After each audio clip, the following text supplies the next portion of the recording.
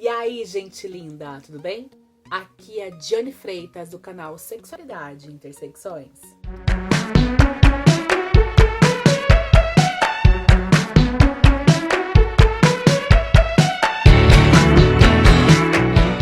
Hoje a gente vai falar sobre insensibilidade androgênica completa ou síndrome da insensibilidade androgênica completa, tá? A CIA.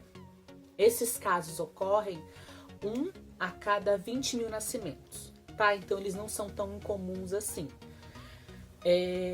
Da insensibilidade androgênica é a forma mais comum que tem, a completa, tá bom? Ela ocorre em pessoas que são geneticamente XY, ou seja, tem um sexo genético masculino, porém desenvolvem características fenotípicas e sexuais femininas, tá? Ela é ligada a um gene no cromossomo X, tá? Esse gene, ele é um processo de gene recessivo, é o gene XQ11-Q12, tá? Ele é um gene que codifica e sintetiza uma enzima ligada à recepção da testosterona e de outros androgênios nas células, tá bom? Existem várias formas de classificar a insensibilidade androgênica completa. Está muito mais ligada à forma bioquímica ou molecular das alterações dos receptores de androgênio, tá? E mesmo dos seus genitais. Aqui, nesse vídeo, a gente vai atentar à forma completa, como eu falei inicialmente, tá? Nesses casos, o testículo existente nessas pessoas, que no caso vão ser meninas, tá?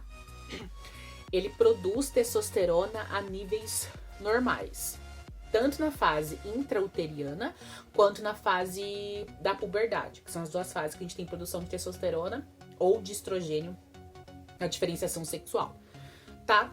Só que o que acontece? Para haver diferenciação sexual, a gente tem que ter que os receptores hormonais estejam compatíveis e sejam receptivos àquele hormônio. Na insensibilidade androgênica, esses receptores eles não recepcionam a testosterona. E assim, vários tecidos, não em todos, mas em vários tecidos do corpo, principalmente os ligados aos hormônios sexuais. Então a genital externa, ela vai se formar feminina na forma completa. Então você vai ter a forma feminina da genital externa, né? A vulva, clitóris, vagina, tá? A genital interna não vai ter formação de genital interna nesses casos. Por quê? O ducto de Wolff, ele precisa da ação da testosterona para se manter e se desenvolver. Como vai ter insensibilidade, a testosterona ele não vai se manter, ele vai regredir. Na grande maioria dos casos, ele vai regredir, tá? Então, ele vai regredir e vai sumir. O ducto de Muller, para ele ficar, não pode ter presença de hormônio antimulleriano. Como tem um testículo, esse testículo produz testosterona e também produz hormônio antimulleriano. Esses corpos, eles são insensíveis à testosterona, não ao hormônio antimulleriano, como ocorre na disgenesia gonadal, que eu já falei aqui, tá? No canal. Então, os ductos de Muller também regridem. Então, a genitália externa fica feminina e a interna ela fica indiferenciada. Você não tem presença nenhuma das duas, com testículo apenas, tá? E geralmente esse testículo, na maior parte dos casos, vai ficar ou nos lábios vaginais mesmo, ou nas inguinais, parecendo íngua, tá? E alguns casos no intraabdominal, ok? O eixo hipofisário hipotalâmico não é insensível à testosterona, então ele reage ao aumento e diminuição da testosterona, tá bom? Então vai ter LH alto, LH baixo, variando durante o mês, como qualquer outro caso. Na puberdade, essas meninas elas vão ter estrogênio também, produzido pelo próprio testículo. Por isso que antigamente era chamada de síndrome de feminilização testicular, porque esse testículo produzia muita testosterona, como qualquer caso que tenha um testículo X e seja XY estiver funcionando normalmente. Só que como esse corpo ele não absorvia essa testosterona, ela começava a ficar alta, parte dela era convertida em estrogênio pela ação da aromatase. Eu já falei aqui no canal sobre a ação da aromatase, tem até um vídeo aqui falando sobre quem tem deficiência da aromatase, né? Outra parte fica no corpo mesmo, a testosterona alta, mas ela não tem ação, porque ela não entra nas células. Então, não faz diferença dessa testosterona, não dá vantagem nenhuma, tá? Outra parte, o próprio corpo, para manter a homeostase, faz esse testículo produzir estrogênio alto. Então, essas meninas vão feminilizar normalmente, como qualquer menina XXX, mas sendo XY, tá bom? A insensibilidade androgênica também é chamada de síndrome de Morris, porque John Morris estudou ela, né, há mais de 58 anos atrás. Essas pacientes, como eu falei para vocês, elas não apresentam genital interna, né, nem ductos de Muller e de Miller, como eu já falei. A vagina é em fundo cego. O que é isso, fundo cego? Tá? Porque a vagina é dividida em 3 partes. Tem a parte que é a própria vagina.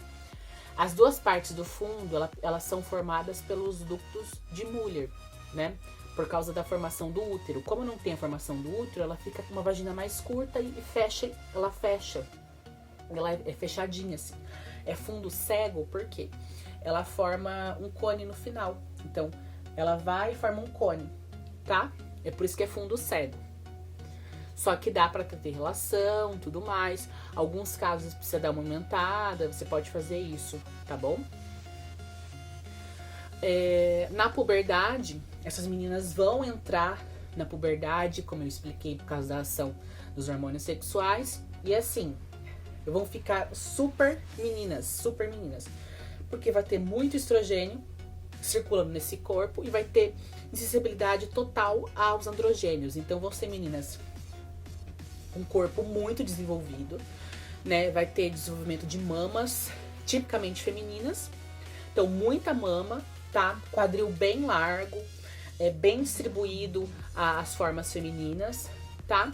Sem pelificação nenhuma ou com pouquíssima pelificação, pouquíssima mesmo na genital e pouquinha coisa na axila, tá? Nessa forma completa, ok? E tem um detalhe, como eu falei, na maioria dos casos, os ductos de Muller e de Wolff, eles são absorvidos, né? Em 2/3 do caso. Em 1/3 dos casos, que é 33%, de 30% a 33%, são encontradas nessas meninas resquícios de ductos de Wolff e de Muller. Resquícios, ou seja, você consegue encontrar partes da trompa de falópio, das trompas de falópio, e resquícios dos vasos diferentes ou dos epidídimos, sabe? Que seria assim, que poderia ter formado e não formou, tá? Mas isso você consegue ver com exame específico, tipo de ultrassom e principalmente tomografia, tá bom? Mas as meninas vão ter uma formação fenotípica típica de uma menina XX, mas sendo XY, tá? Mas a puberdade, ela vai acontecer um pouco mais tarde, como acontece nos meninos e nos homens XY. Porque como elas são XY, esse testículo vai funcionar como nos meninos. Só que ele vai ter função feminilizante, tá? Então vai ser mais tarde, só que o desenvolvimento vai ser todo feminino. Então é muito interessante estudar a sensibilidade androgênica, porque é o caso típico de mulheres XY, tá? Tem muitos casos de mulheres XY, modelos, por exemplo. Não, a gente não pode generalizar, mas tem muitos casos porque elas são mulheres muito bonitas, porque elas têm sensibilidade aos androgênios, tá bom? E eu tô chamando de elas nesse vídeo, porque praticamente a totalidade, tanto que não encontrei um artigo de produção, de revisão do tema que encontrou casos de insensibilidade androgênica completa, que pessoas têm a identidade de gênero masculina. Geralmente, em nenhum caso relatou, nesses casos, que a identidade de gênero seja masculina. Geralmente é feminina mesmo, pela própria insensibilidade aos androgênios, tá? Então, como tem esse fundo biológico até da própria identidade de gênero, então isso pode ser um fator, tá bom? Sobre o tratamento, tá? Tá muita controvérsia no tratamento, tá? E aqui, eu como ativista da causa, além de ser uma pesquisadora, tô sempre defendendo as questões dos direitos sexuais e reprodutivos aqui no canal, sabe? A gente tem que partir que a pessoa ela tem que saber como ela nasceu, ela tem que saber o que está sendo feito nela, tá? Então tem a questão da insensibilidade, ela tem que saber o que está acontecendo, ok? A controvérsia sobre a retirada desse testículo. Porque esse testículo, ele tem uma função feminilizante. A pessoa, ela não precisa fazer reposição hormonal. Porque esse testículo, ele feminiliza, né? Ele produz estrogênio, né? A testosterona que é produzida, ela não tem ação nenhuma no corpo, não tem uma vantagem nenhuma, e ainda é convertida uma parte em estrogênio pela aromatase, ok? Só que qual que é o problema? Né? Tem gente que defende isso na classe médica, que defende tirar na infância, que defende tirar na adolescência, que defende tirar na fase adulta. O que eu defendo aqui? Retirar essa gônada se a pessoa quiser, se estiver incomodando a pessoa, se aquilo for incômodo. Por quê? Como acontece nos meninos, esse testículo na puberdade ele cresce. Ele cresce porque faz parte do desenvolvimento. Né, ele vai crescer para produzir mais hormônio, não vai produzir, nesse caso, esperma, porque esse testículo é um testículo feminilizante, vai produzir testosterona e estrogênio alto, porque é feminilizante, ok? Só que se esse testículo tá nos lábios dessa menina, vai crescer e vai incomodar esteticamente essa menina e também provocar dor, porque vai ficar apertado ali e não vai prejudicar a relação sexual. Então essa menina tem que saber o que está acontecendo e tem que ser apresentado para ela como opção, tá? E também ser apresentado, que se ela retirar, ela vai ter que fazer reposição estrogênica. Se for inguinal, fica duas massas, como se fosse ínguas, inchada, tá? Bem inchada mesmo. Eu vou colocar uma foto aqui de como fica a íngua, tá? Vou colocar aqui no vídeo como que fica bem inchado, tá? Com uma tarjinha preta onde tem o genital, mas só inchado, ok? Então isso pode vir incomodar, se bater ali vai doer, ok? Então a menina tem que estar sabendo desse detalhe, ok? A presença de tumor, por ser um testículo tá interno, quando ainda não é no lábio, quando é no lábio não tem problema. Quando tá na íngua ou tá interno, pode. Só que assim, 5% dos casos gera tumor. E desses tumores, a maioria são benignos. Há os casos que podem se tornar carcinoma germinativo. Então, esses casos têm que ser acompanhados. O que eu falo aqui? O que eu tenho discutido quando eu vou em congresso falando sobre essas questões e discutindo com o médico sobre os direitos sexuais e reprodutivos das pessoas intersexo. É que a pessoa tem que saber disso e o que a gente faz quando vai monitorar, por exemplo, mama? Fazer exame, acompanhar com exame. Não sair tirando tudo, porque a gente não sai tirando mama das mulheres porque tem risco, né? E quando a gônada dela é no abdômen, há esse crescimento, só que não vai incomodar. Não vai incomodar nem esteticamente, nem de perigo de bater, assim, sabe? É por isso que tem que fazer os exames de rotina. E fazer reposição estrogênica se retirado.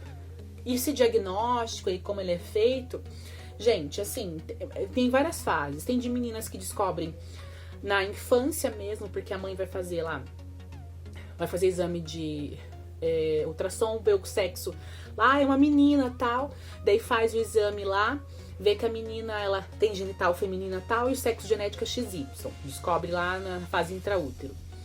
Ou ao nascimento tem uma massa inguinal ou uma massa que fica alto nos lábios, e descobre que é insensibilidade androgênica.